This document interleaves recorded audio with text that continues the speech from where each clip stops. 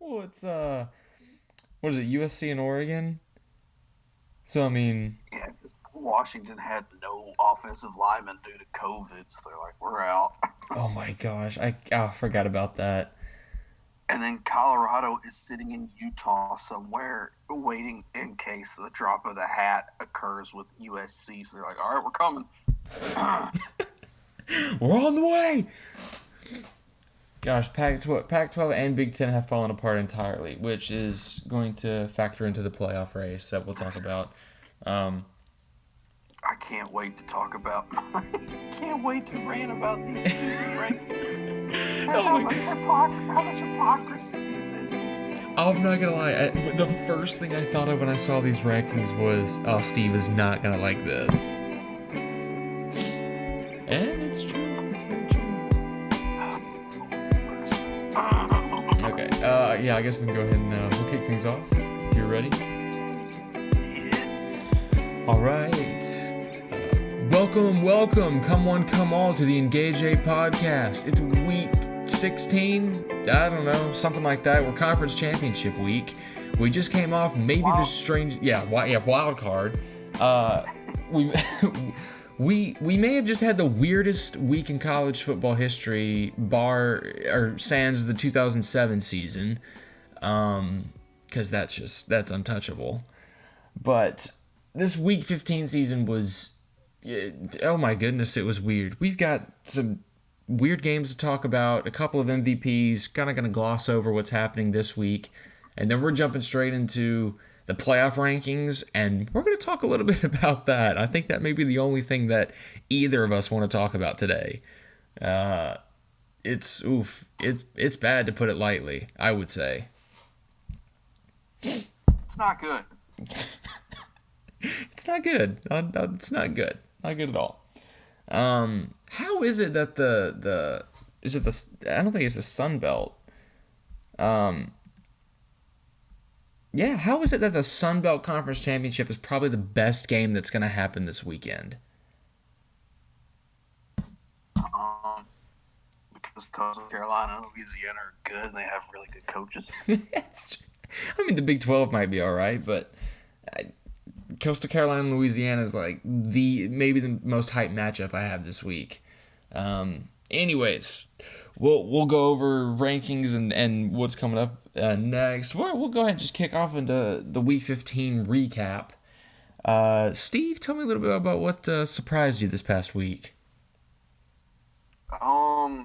Florida losing as 20-point favorites to LSU. Whew. I was expecting this game to be like, all right, I can stop watching after the first quarter, but that did not happen. Kyle Trask looked not like a Heisman candidate. He was very shaky, turned the ball over 3 times, 2 times in the air, and then a fumble on the ground that let LSU stay in the game. LSU was just able to run the ball on them. They kept drives alive. It was a very, I'm going to say, like a LSU team that has not looked dysfunctional as previous weeks. We'll talk about it in the playoff rankings, but I feel like this should have been Florida's demise in terms of playoff hopes. But yeah, it was just a weird game. We have a shoe throw.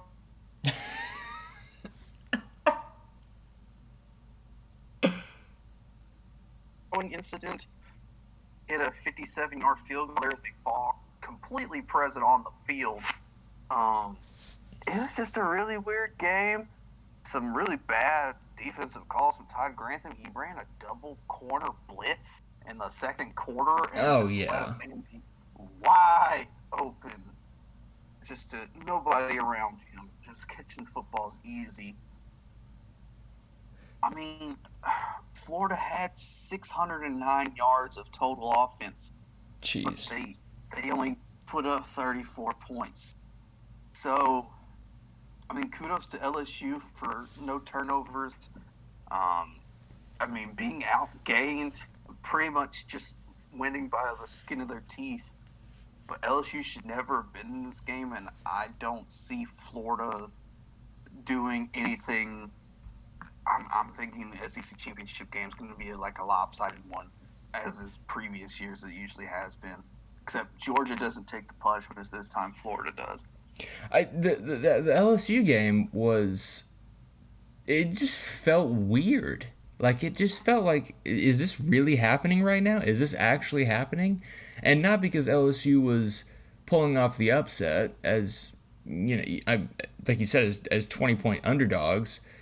But I think it was the fact that Florida just looked so bad, but LSU was playing pretty well. Like, they weren't, if LSU played to the maximum of their potential, they would have beaten Florida by more, just because Florida had such a bad first half. But with a true freshman at quarterback for LSU, who was able to put up points, and like we've talked before, Florida doesn't necessarily have the best pass defense, and Todd Grantham does very questionable calls. The game just felt it was almost like a fever dream, with the fog coming in and the fact that Kyle Trask was really really struggling. Like, he did not look good at all in the first half. And then the second half came around and it completely flipped. Florida started looking fantastic. LSU was just doing what they were doing. And shout out Cade York. Dude kicked a bomb. Dude booted that thing through the fog. And the whole game felt like a fever dream. It was so weird. But yeah, if it felt like the nail in the coffin for Florida, it exposed a lot of things that Florida needed to work on. If their offense is not clicking from the jump, then pretty much every team can hang with them. We saw it with Vandy. We saw it with Kentucky. All in the first half, Florida was not looking like Florida's offense, and those teams hung around with them. They kept it to one possession up until halftime, and then second half they made adjustments and came out swinging and dominated. So I think that's what Florida's really starting to show, is that, and if they're not making things work in the first half, they're gonna make adjustments and the second half's gonna look better. But will that be enough? The SEC championship game, I'm a little excited for. Anything can happen. Bama could have the worst game of the season, and Florida could, be on target from the jump. But I think Bama's going to take it pretty handily. I just don't think Florida will be able to make enough adjustments if their first half is terrible. I'm gonna swing it on down to the Sun Belt real quick here, keeping it close in the Southeast. I gotta say, one of my biggest surprises was the fact that Troy, who has not necessarily been fantastic this season, they were 5-5 heading into last week. Troy was able to keep it within, 4? Troy was able to keep it within 4 of Coastal Carolina. And we've seen Coastal Carolina, they've been pretty good this season. They've been pretty dang good. And they put up 42, but then Troy came in and had 38. It was a losing effort, but I was very surprised to see this Troy team keep it so close within Coastal Carolina, especially after Coastal had beaten really good BYU team with the leading Heisman candidate, a guy putting up video game numbers all season in Zach Wilson. And the fact that Coastal Carolina could handle a team that played a lot bigger schools, Big 12 schools and things like that, and for Troy to come in and put up a fight like that, I gotta tip my hat and respect him for that. That's a lot to manage against a really good Coastal team, especially when you're at a 500 record on the season. So shout out to Troy for making an interesting game.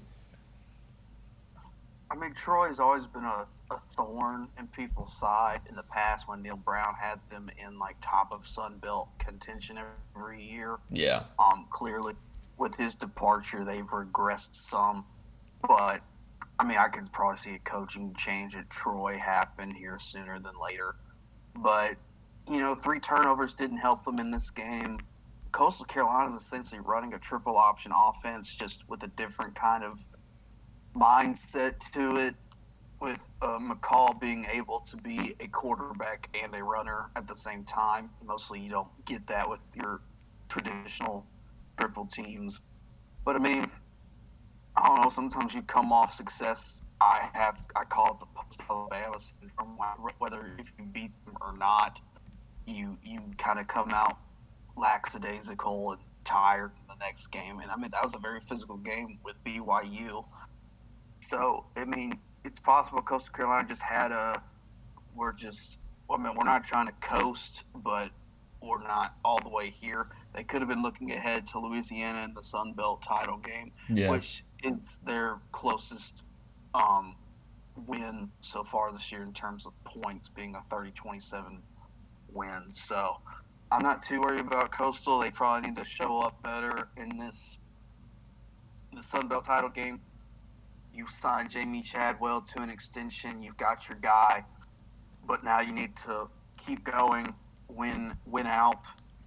If Cincinnati actually loses to Tulsa in the American Conference game, which I don't see that happening, but if that actually occurs, you could be in contention for the New Year's Six. But we'll have to see just based off the rankings, which we'll talk about. Anyways, that's a whale, like, of a ghost of Christmas past. Goodness, those rankings suck. Anyways, my next, I'm not really calling it a surprise. I'm just calling it a good job. It's just San Jose State winning at home, which was in Las Vegas on turf that said New Mexico, against a really good Nevada team that Jay Norvell's brought up pretty well. Just was a very good Mountain West game, very late game, so I didn't get to watch all of it. But just seeing San Jose State being able to take punches and give them, it's very different than the San Jose State of, I guess, their existence.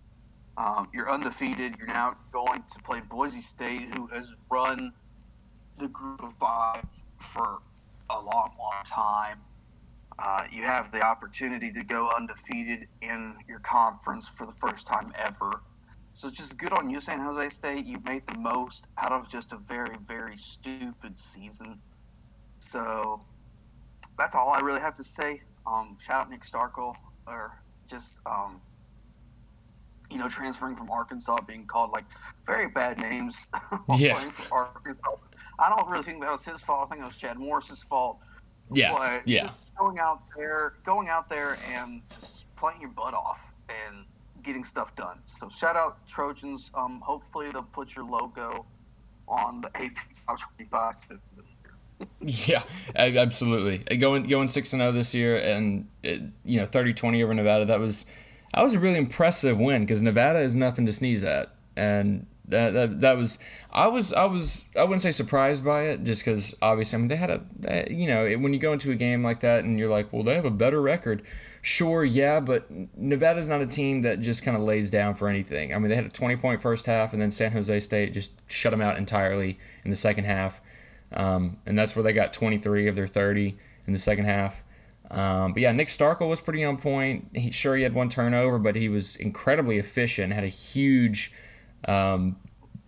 yards per completion ratio there. 306 yards to 20 completions, went 20 for 30. So I mean, he was putting up over 10 yards of completion, which was very, very good. So San Jose State, I was a big shout out to them. That's a big win for this program, to kind of win out. And then looking at the schedule, I don't think they play next week, do they? They should be playing Boise State on Saturday. That's right, Boise State. I completely skipped over that. I didn't even see their name. But yeah, so I mean, if they're ranked 24 now, and if they win out, that would be a huge win for this program. But yeah, for real, shout out to San Jose State, man. That's a big win for a program like that. So that's good. Always good to see. I'm gonna talk about Miami's disastrous Saturday right here. 8-1 Miami heading into this game. Probably should have a little bit more respect in the polls. I mean, sure, they got waxed by Clemson, but yeah, it's Clemson. Heading into this game against a 7-3 North Carolina, who's had nonstop hype the entire season, and hasn't really lived up to the hype that people have put them at, but they've been good. Sam Howell's been very good this season. But I hate, dude, you can't give up 62 to anybody and expect to win. They gave up 21 points in the first quarter alone. North Carolina dropped 21 points in the first quarter and then 13 in the second. That alone puts you out of the game. Miami only had 10 in the first half and then had 2 touchdowns in the second half, one in the third, one in the fourth, and followed both of those up with 2-point conversions. Hate to break it to you, Miami, but that will not help when you also allow 21 in the fourth quarter. So Miami blew any possible chance of making it to a big bowl and finishing the season strong because you got absolutely embarrassed, 62-26, flipped the score to North Carolina. It was just, oh my goodness. That was probably the biggest shock because I was expecting that game to be fantastic. I was really expecting that game to come down to the wire, be a one touchdown game, one possession game, but no. It was embarrassing for Miami. But shout out North Carolina, man. 62 points on a top 10 team who hasn't looked terrible all season. They've looked really good. So Miami giving up 62 to North Carolina. Oof, man. That's just a major oof. North Carolina's been a really weird team. I like to say that a lot on this podcast, but just two really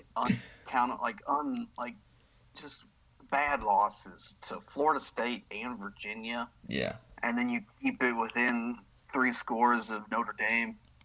I don't know how much talent is returning next year, but if they can keep Sam Howell around, if they can keep their running backs around, and maybe improve on the defensive side of the ball, I could see North Carolina as being in kind of Miami's position this year, that dark horse third place team that could push into the championship game, kind of like 2015 when they had that really good ACC championship against Clemson and that really stupid offsides call in the onside kick that wasn't offsides and they should have gotten the ball back, but I digress. North Carolina got to do what they wanted with Miami, and I guess Mac Brown is reminding Manny Diaz of when he fired him when BYU gave them so many yards at Texas. Yeah. Because I think that was the most yards allowed by Manny Diaz up until this game. So I don't know what to do with Miami. I feel like you're going to start losing the coordinators. Can't remember their offensive coordinator's name off the top of my head. He was at SMU for a bit, and then Manny stole him. But I don't expect him to be around long. I don't know what your defense needs to do, but I mean, you've had a good season, but it's going to be a forgettable season after this game. I mean, it's all about the U, whether you win or lose. So we'll come look at you when you win, and we're definitely going to come look at you when you lose. So kudos to North Carolina. Miami, you need to work on your defense. Yeah. No question about it. My final surprise. It's not really a surprise. It's just chaos. The MAC always delivers. Stupid, unobtainable fun in any other conference. But just the Western Michigan Ball State ending. I guess they wanted to recreate the Stanford Cal game of 1982 with the band on the field. But so many laterals and illegal pass that doesn't get caught until the end of the game, or it doesn't get caught by officials right on cue. And then we have just a whole team coming out on the field to celebrate when there's a live ball and nobody really knows what to do, and people are just everywhere. And Western Michigan's like, all right, we'll just go score. But an illegal forward pass ends your run. But man, that was just the weirdest way to end a ball game in quite some time. That was probably the most fun I've had watch, or maybe the funniest thing I've ever seen in a football game in the past few years. besides the Florida offensive linemen blocking each other, the Michigan failed punt against Michigan State. That moment right there, the part that killed me the most was when they actually started getting a little bit of running room, and the dude started running, and the entire bench was like, "Oh no no no no!" So they had to start scrambling to try to get out of the way at the end of the game. And they were all like sprinting back to the sidelines after they were like already celebrating because they thought he was down. Oh my goodness, that was an absolute travesty. Oh man, if only there wasn't that illegal forward pass and they got to re-kick it from like the 5. Oh, that was amazing, man. That game was something else. Ugh. I guess I'll wrap up our little week 15 here with something that was just I don't know what happened with this team's second half, but or fourth quarter, I should say. But I'll give big praise to USC dropping 20 points in the fourth quarter to pull out a 5-point win over UCLA. Now, UCLA is not good. Chip Kelly has not gotten this team back to where they need to be. He hasn't even gotten them back where they want to be or need. And they're 3-2 heading into this game, but they have not been good. Keaton Slovis led a pretty good second half comeback. Only had 10 points in the first half. And UCLA dropped 7 in the first quarter, 14 in the second, 14 in the third, but only 3 in the fourth. And USC dropped 20 whole points in the fourth quarter to pull off the comeback. It was a really very entertaining game. So I got to give a big shout out to USC and a big thumbs down to UCLA. You could have finished 4-2 and had some momentum going into next season or a bowl game, and you blew it. Could have potentially ended 5-2 and really had something going for him, had some hope, but Chip Kelly yet again fails the school, fails the program, and USC pulls it out. Now, if USC wins next week, I don't know what they're going to do. I mean, they're only ranked 15th, so they're 5-0. So if they finish 6-0, I don't know exactly where they go or what happens to them, but I don't know. It'll be nice to see an undefeated Pac team if they make it. But then again, Oregon may have upset on their mind. But big shout out to USC for that 20-point fourth quarter. Now, heading into our MVPs, we both have one of the same. So I'll let you take that one, Steve, because this one was, oh my goodness, it was like historic. So I'll let you go ahead and take it away. Circling back to the North Carolina Miami game, 778 yards were allowed by the Miami defense. 554 yards were dispersed between two dudes, Michael Carter and Javonte Williams. 5 touchdowns between the two, 554 yards as stated, and 10.1 yards per rush. That is ridiculous. They broke records with their performance. Sam Howell only threw the ball 19 times, and here's a reason why. It's because these guys were getting first downs every run. Just a ridiculous performance. This is like that two-headed monster that Trent Williams and Mark Ingram used to be, or Trent Richardson, excuse me, and Mark Ingram used to be back in Alabama, but like on a different scale. Yeah. So you can't deny what those two did. They essentially kept the ball. They kept the clock. I think UNC had 40 minutes of possession compared to Miami's like 19. So just a dominant performance. They did what they wanted to on the ground. That's my like number one MVP of this week is this UNC backfield. Yeah, and I mean I think both Williams and Carter are in the top 10 rushing yards this season. I know they have really high yards per attempt. And I believe Javonte Carter is leading in touchdowns. I think he has, or maybe he's second in touchdowns to Najee Harris. I think he's tied with Najee in terms of total touchdowns because he's got 19 rushing, I think 2 receiving. But the rushing game there is, I mean, that's NCAA 14 stuff right there. The only time you see stats like that from 2 running backs or even 1 running back is, NCAA when you're Road to Glory or Dynasty. So I think that game, that stat line also just proved that you have the best 2-headed run game in the entire nation, and then you have a top 15, top 10 potentially quarterback in Sam Howell. The offense has never been an issue for North Carolina. It's been the defense all season. And, I mean, that game 100% solidified it if it hadn't been proven up until this point. If North Carolina had a pretty decent defense, a top 20 even, they'd probably only have 1 loss or even none, I would say. I'd say they'd have 1, maybe 2 losses. Wouldn't have lost to Florida State. Yeah, oh my goodness. Seeing that stat line was ridiculous, man. Over 500 yards rushing. Goodness gracious. I'm going to go to the South here. I got to tip my hat majorly to Max Johnson at LSU.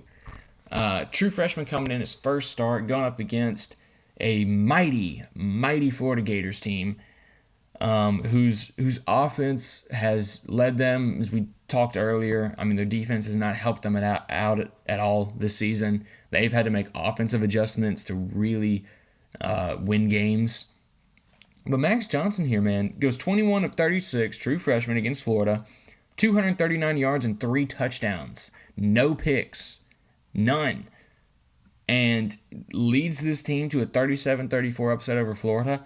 I mean, if this dude can keep this up and go into next season with this kind of play, I can see LSU returning to what they've been in the past 3 years. Going 10-3, having 11-2, whatever it may be, I can see them dominating, going back to second, possibly even first in the West in the next couple of years. Max Johnson played lights out, and I'm excited to see where he goes from here. It was a great game. I mean, I don't expect LSU to be at the top. I expect them to be in a more competitive fashion than they were this season. You've got the number 4 ranked recruiting class so far with early signing day. Alabama's still number 1. Georgia's at 3, so you're still competing with top competition in the SEC. But just if LSU can get above 500, this is the first time in forever that they are going to finish the season 4-5. They're not going to a bowl game due to the NCAA investigations. They've self-banned themselves for a year. We'll see how that goes because Ole Miss did the same and still got hammered with the sanctions. Yeah. So this LSU team may be good in a few years, but if the NCAA has their way, they probably won't get to see postseason play anyways. But, I mean, this is a big win.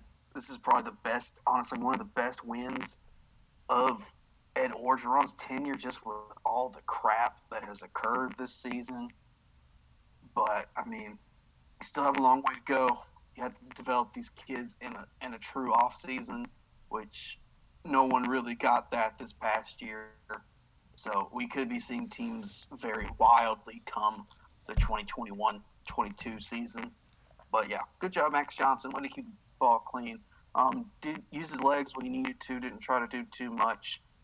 Helped out in the run game by scrambling, letting Chris Curry be able to get some more open lanes with having to respect play action pass game, which was LSU's bread and butter last season. So, yeah. Good job.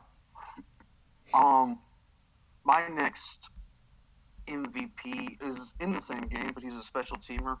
Cade York, he kicked a good amount of field goals Saturday, but the one big one that stood out was in the fog, 57 yards away. His career long before that was like a 53-yarder. I don't even know if he could see the uprights with that fog on the field, but he kicked it dead center. He probably could have made it from 60 if he wanted to. So just good on him for just having ice in his veins in the moment, not really being. I mean, I think it would have been a very different story if Dan Mullen doesn't call a timeout when LSU has none and the clock's ticking. So he kind of got his saving grace by Florida. But, yeah, just putting it through and winning the ball game. Yeah, I mean, and that kick was ridiculous. I mean, lining up for it, booted it. It was one of those kicks where as it was going through the air, it was like, it looks good. It's probably going to be short. I mean, it's a 57-yarder. It's probably going to be short. But all of a sudden, it goes through, and you're like, what? And LSU takes it. I mean, that kick right there was some next level stuff. That was an amazing kick. And yeah, Cade York, man, shout out to him. My last MVP here is the Iowa defense. I love defensive-minded teams. I love teams that just absolutely dominate other teams' offenses and restrict them entirely. And they kept Wisconsin in check in every aspect that they could have. Graham Mertz went 20 of 38 for 169 yards and a pick.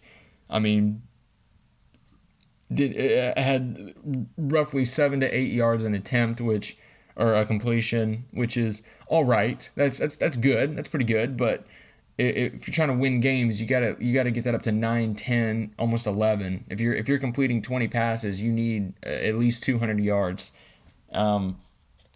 Kept them entirely to 225 total yards. Wisconsin could not move the ball. Wisconsin's bread and butter, the power run, only had 56 yards. Their leading rusher had 29 yards. The longest rush they allowed was 18 yards. And that was from Dyke, I think, number 13. It was a receiver, I believe. I think he came on a jet sweep or something and was able to get a first down and keep the drive alive in that sense. But Graham Mertz was sacked 5 times, or sacked 4 times, I believe. And I just big shout out to this Iowa defense. They only allowed 1 score. They won 28-7. Allowed 1 score in the third quarter. And I just love seeing defensive teams. I just love seeing it. I have a quick MVP. Yeah. This is for a game that was not played, but Texas did not have to play Kansas, so they did not have to worry about being upset by Les Miles and crew. That would have surely fired Tom Herman the same way it probably fired Charlie Strong back in 2016, 17, whenever that was. So kudos to the schedule makers canceling this ball game so we didn't have to see massacred by those Jayhawks. Absolutely. I remember seeing a tweet that was Texas delaying the Kansas game, or rescheduling it only delays Kansas upsetting them. It could have happened. I'm not going to lie. That could have happened. Puka Williams probably would have ran for about 250 on him. All right, as we head into the final week of college football before bowl season and then the playoffs, Conference Championship Week looks to be all right. There's some pretty good games that are coming up. Some games that really looking forward to. Of course, the big ones: Iowa State, Oklahoma, Ohio State, Northwestern, Clemson, Notre Dame, Bama, Florida. All of those teams have potential playoff position. Not Oklahoma, but Iowa State, Notre Dame, and Clemson, and then Bama, Florida. But looking at the rest of it, looks like a pretty regular week. The biggest game that I'm probably going to be excited for is the Coastal Carolina-Louisiana game.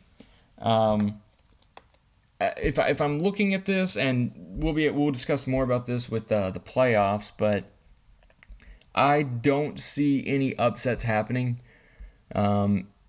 Maybe Oklahoma over Iowa State.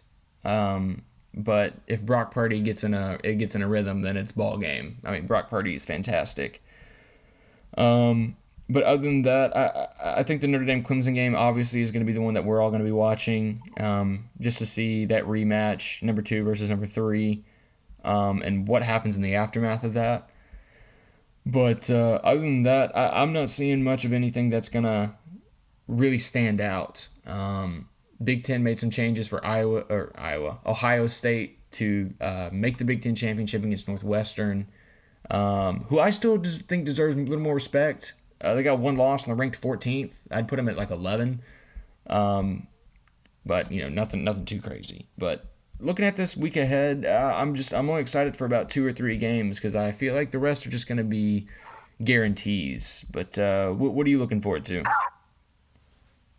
I'm excited about the Mountain West Championship. I want to see how San Jose State does against BYU. Boise. If you want to, why did I say BYU? BSU is probably what I was trying to say. Oh yeah. If you want to watch probably a really weird game, Marshall and UAB are playing for the Conference USA Championship. Oh. Both teams struggled with Rice. One of them actually put up points, though, with UAB winning 21-16. But that'll be an interesting game if Marshall can bounce back from that really, really bad loss. Cincinnati-Tulsa will probably be – I hope that would be a good game. It probably won't be as high-scoring as people think. I think both teams have really good defenses, know how to control the game, especially Luke Fickell's defensive mind. The MAC, Buffalo will probably kill Ball State, but it'll be fun watching them do so because they're just going to run it all over with Peterson in that backfield. And then, the ACC championship game is probably going to be the best game of the week, unless you have a really deformed mind and you want to watch Texas A&M play Tennessee for some reason. Yeah, who's watching that? You got 2 solid games at noon kickoff there, and then A&M Tennessee. If Tennessee wins that game, oh my goodness, fire Jimbo. If that happens, still gets to $75 million, so it doesn't really matter. Yeah. Oh, all right. Well, here we go. It is time to discuss the worst and best thing that's happened this week, because this is going to be there's a lot to unpack here. The college football playoff rankings came out, and I will be 100% honest with you. I don't like anything from 6 onward. I don't think there's really anything that I like about number 6 all the way down to 25. There may be a few things here and there that I'm like, okay, yeah. But other than that, absolutely not. And I remember you texted me and you said, I am ready to go on a rant about these playoffs. So, Steve, take it away, man. Let me know what you're thinking about these playoff rankings. Buddy, do 13 people in a room not watch college football each week? 12 angry men? More like 13 idiots.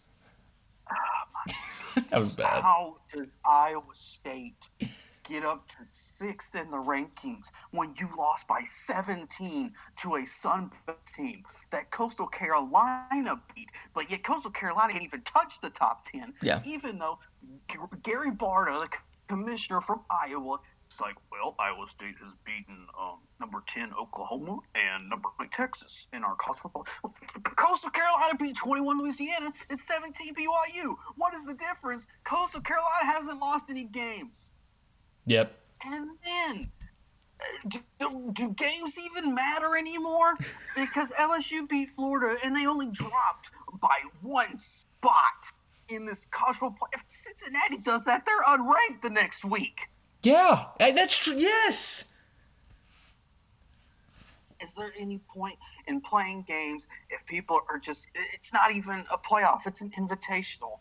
If we wanted to do this, we would have sent these teams to Hawaii in, like, August and just say, okay, play on this basketball court like every other team does in basketball, because that's what this is.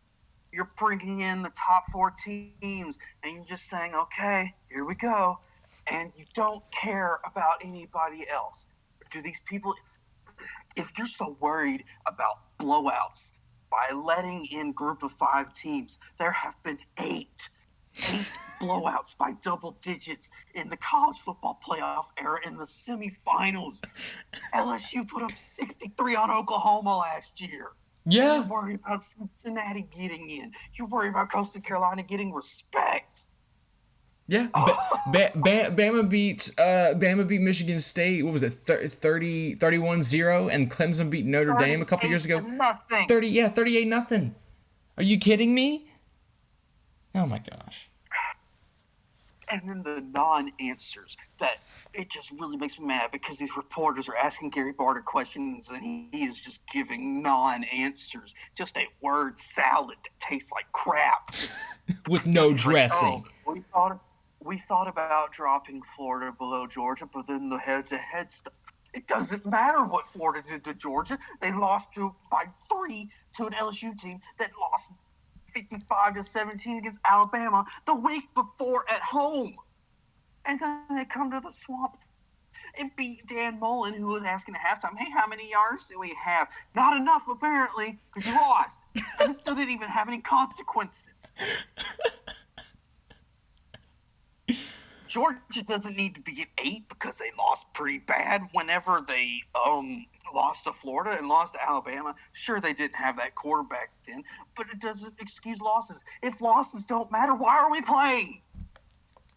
Yeah, you know, that too makes me mad, because sure, Georgia lost to 2 really good teams, 2 teams that have been ranked in the top 5 or top 10, and the fact that even when Florida takes an L to a team with a losing record and only drops 1 spot speaks so many volumes about how the voting goes, how biased the voting is against Power 5 teams, especially when it comes to the Big Ten and the SEC.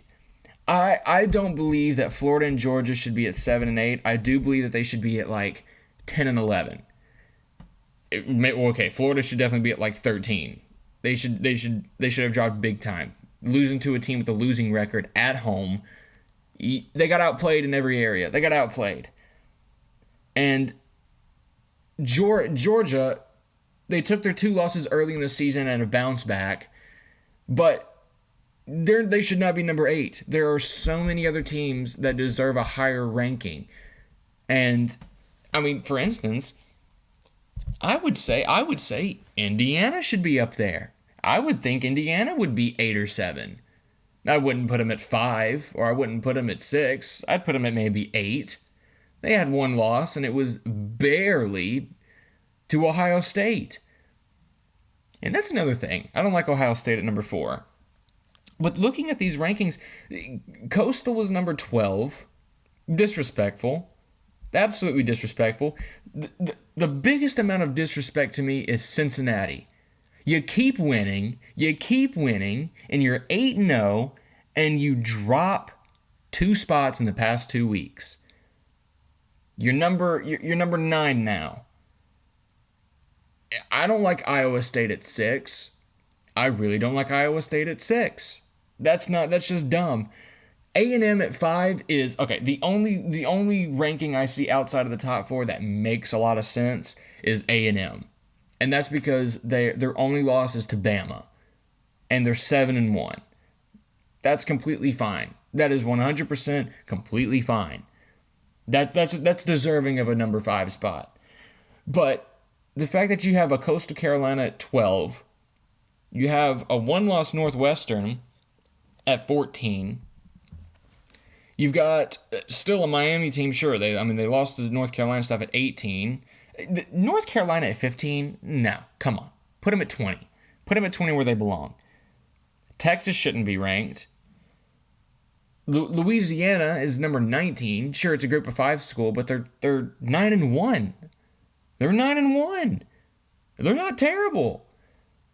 And I had a friend tell me this last night. He said, here's what you do if you're the ACC. You cancel your ACC championship game. Because if a 5-0 Ohio State is still in the top 4, you cancel your ACC championship game and you keep your 2 schools in for the playoffs. And that's where you have them rematch. You make Ohio State have to win against Northwestern, and if it's too close of a game and A&M proves that they're better, A&M might even jump ahead of Ohio State, and then you just have an SEC ACC playoff race.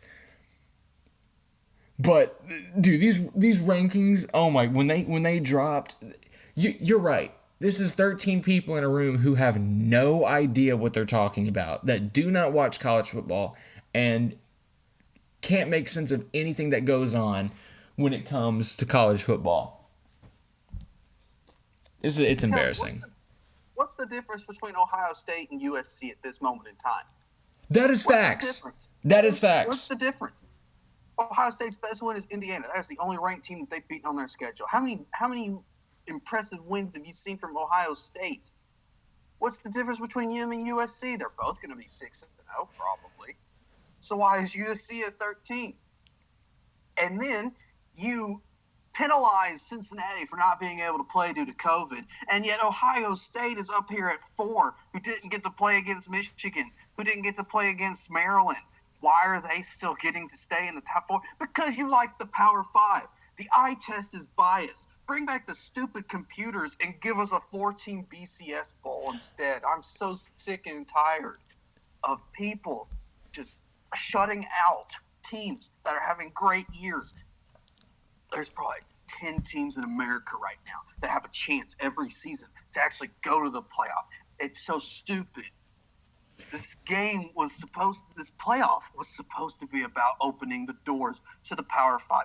And every commissioner in the group of 5 is ticked, and they have a right to be, especially the American Conference with great talent each and every year. Yeah, UCF's fans got annoying real quick, but they were good, and they beat an Auburn team that beat Georgia, that beat Alabama, and now you have just so much disrespect for teams that don't look like a Notre Dame, that don't look like a Clemson. They'll never get to go to those places until you give them opportunities to shine in the national spotlight. But you don't want that. You don't want that. No, they don't. And the computers right now have Alabama at 1. They have Notre Dame at 2. They've got Coastal at 3 and Cincinnati at 4. You know how fun that would be just to watch teams that never had a chance, that never got picked in their freaking games, and to have them come in and play top-level talent and see how well they can do against it. Does it matter if they win? Probably not. But at least to show up on a national stage where everybody's watching and having recruits say, yes, I want to go here instead of here. Exactly. I 100% agree with that. That if the BCS was still a thing right now, of course it'd be Bama and Notre Dame. They're the only two. I mean, Coastal Carolina's 11-0, but they're the 2 Power 5 10-0 teams who have ranked wins over a lot of opponents. They've looked the most dominant 2 teams in college football. And yeah, you'd put Coastal up there, and then you'd have Cincinnati at 4. That would be the play. That's the dream playoff right there. 2 historic powerhouses having to take on these flashy, these dominant, and these really just strong-headed group of 5 teams who are hungry. See, these Power 5 teams, they're expecting to get the results. They're expecting to get the leeway in the rankings. And for a team like Cincinnati and Coastal, they might lose. I mean, Cincinnati would have a real good shot against Bama. Coastal would probably have they'd keep it pretty close, I would say, against Notre Dame. It'd be a 1-2 possession win for Notre Dame. But those teams, they would be hungry. They'd be ready to go. They would 100% want to be there, like every team does, and they would put on a show for us. And the other argument that people make are like, well, if it's going to be like this, expand it to 8 teams. No! If you're expanding it to 8 teams, the rankings still have Cincinnati out. If it's top 8, it would be Georgia, Florida, A&M, and Bama. Half of the playoff is SEC teams. And then 2 ACC teams, Iowa State, and then Ohio State. That's not a good playoff. That's not a good playoff because I don't want to see Bama play Georgia again. Notre Dame would beat Florida. Clemson would beat Iowa State. And Ohio State would beat Texas A&M. It wouldn't be fun. There wouldn't be any surprises there. We would already know what's going to happen. There has to be some reevaluation. There has to be respect given, because respect has been earned from a lot of these group of 5 teams and these teams that don't normally have a shot. And I think it's time that they start accepting the fact. The committee needs to accept that fact. I mean, look at what Boise State was doing back in the late 2000s when they were going up against huge teams, only taking one loss or going undefeated all season, going into huge bowl games against powerhouses and winning. I mean, it's pretty much that. A lot of these players that go there are obviously very talented. You have to be stupid talented to go to a Division I school, Power 5 or Group of 5. It doesn't matter. You have to be insanely talented to make it at the collegiate level. And the fact that these teams are not getting the respect that they rightfully deserve and the rankings they rightfully deserve, it's so disrespectful, and it's shameful that the playoff committee is not allowing or not voting properly on the right teams. Put Cincinnati at 5. Give them number 4. You're right. What's the difference between USC and Ohio State right now? Is it just because of what happened last season? Is it because of recruiting? Because USC's had great recruiting. I mean, it hasn't been top 5 Ohio State, but it's been great recruiting. They've got talent, and they've been looking pretty good this season. They both have very similar wins against very similar opponents in different conferences. Why isn't USC at 4? Why isn't USC at 5? Why are they so low? Why is Coastal Carolina the only 11-0 team right now? Why are they 12? What have they not proven? They beat a BYU team who at one point was ranked number 7, who people thought they were going to get to the playoffs because they were just going to run through everyone else. And sure enough, there's going to be losses in the top 4 somewhere, or top 5 somewhere, and they're going to jump up there, and they might make it. Coastal Carolina beat that team. They beat a team that was ranked in the top 8, and they didn't even jump up to the 10 spot. They're sitting at number 12. It's just pathetic, man. It is so pathetic to see these rankings.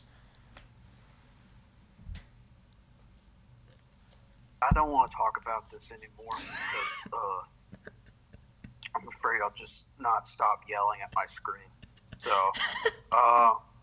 coaching news: Gun Smiles On is out at Auburn. Yeah. They are now $21 million poor. I have no idea who they're going to take. People have been asking not to retain Kevin Steele due to his poor track record at Baylor in the early 2000s, where he went like 1-31 in conference play. Ooh. And has like a 9-36 overall head coaching record. But I wouldn't want to keep Kevin Steele on, just because if you pay $21 million to get rid of one guy just to retain his defense coordinator, I don't know. Auburn's going to have to do some weird stuff. I've been listening to some journalists in the media talk about like Mario Cristobal may come down here to Auburn just to compete in an SEC level, because Oregon has been great in terms of recruiting for Pac-12 standards, but that would be like the lower tier of the SEC in terms of recruiting. So I don't know. Mario Cristobal's a name that pops out, but I don't know of anybody really who wants to take this job. And Auburn's going to lose recruits because it's such a bad time for firing, because it's early National Signing Day. Recruits don't even know who the head coach is going to be, so they're waiting it out. They may flip somewhere else by the true National Signing Day in February. So Auburn's in a really weird predicament right now. I don't know how they're going to be doing. Michigan's kind of in the same boat, even though Harbaugh hasn't been fired. He just has 1 year left on his contract. So recruiting is going to take a dip for both of these schools. I don't think it's going to be a good 2021 regardless of who's helming both squads. Yeah, definitely don't want to keep Kevin Steele. I mean, that's a given. And I was a little shocked, I would say, that Malzahn got fired at the time he did. I think that's what shocked me the most. I was expecting them to play out the season, see what happens, and then, after the early signing day, late December, early January, I'd maybe fire him based on, going to a bowl game or whatever it is that happens to Auburn after last week. I, as a joke, was like, let's see Muschamp go to Auburn, just because I want to see what that would look like. He was defensive coordinator there for a while and did a really good. Obviously did a really good job. That's what he's best at. But Mario Cristobal, I think that would be very interesting to see. He's obviously a very good coach and knows how to get a team in the right place. So I think Cristobal would be a good hire, but I don't think he'd be willing to leave Oregon. With the facilities they have, with everything that pours into the football program there, I'm not sure that he would leave that. Just because he's got a lot going on for him there at Oregon, and they love him up there. So I'm not sure I would expect Cristobal to leave. That would be interesting to see. I think that would be a big jump for Auburn. I think if he got hired and was their head coach starting next year, I think within a 2 to 3 year period, they would definitely have 9-10 win seasons, 9 or 10 win seasons coming into the second or third year of Cristobal. Also with Harbaugh, I forgot it was his last year on the contract. Honestly, I think with Michigan, what they're going to do is let him play out next year just so they don't have to do a buyout for firing him. Because obviously they pay him a hefty amount. But I think they'll probably let him play out next year. And they'll think, this year was just a weird year. Everybody, all this was happening, whatever. Probably let him play out. And then no matter what, I think they're going to let him go after next season. And I think they're probably already thinking ahead to who they're going to be looking for, who they're going to try to bring in. But coaching carousel is going to get a little nuts. You got some big positions that are going to be opening up, obviously. Herman, they said Herman was staying on for another year. Don't know why, but like Kirk Herbstreit said, Texas does not have the tradition and the historic track record that the fans believe they have. It's just because it's Texas, and they need to manage their expectations. What Herman's been doing is pretty much what Texas is. Mac Brown was able to lead them to a natty, and then after that, nothing much. 2009 they could have won it, but really they only had a couple of chances at a title in like his 12, 13-year run that he had at Texas.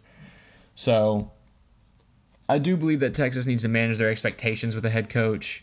I think if Herman stays another year and has a season just like he did this year or the year before, I think they'll probably let him go because they're expecting too much. But I don't know, man. This year's just been weird. Rankings suck. I don't even know, man. I don't know. Coaching carousel is going to be wild, though. But I don't know, man. Anything that we missed? Anything did we miss anything here?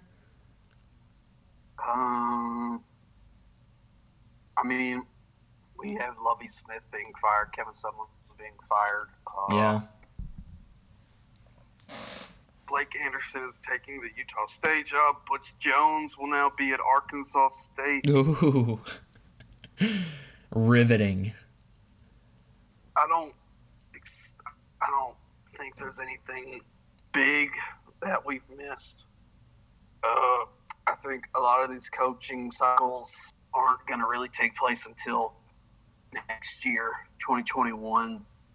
Probably around the same time frame, we can see how Herman and Harbaugh and the rest of the hot seat gang will do. But yeah, I think we've covered pretty much everything we needed to cover. Well, that's good then. Yeah, I think that'll just wrap it up for us here at ENGAGE8. What a week, man, and what a week to look forward to. But yeah, that'll do it for your boys, Caleb and Steve here. And we will see you guys next week after Conference Championship Week. Hopefully the rankings get fixed. That'll be nice. But yeah, from us here at ENGAGE8, we will see y'all next week. Have yourselves a good one.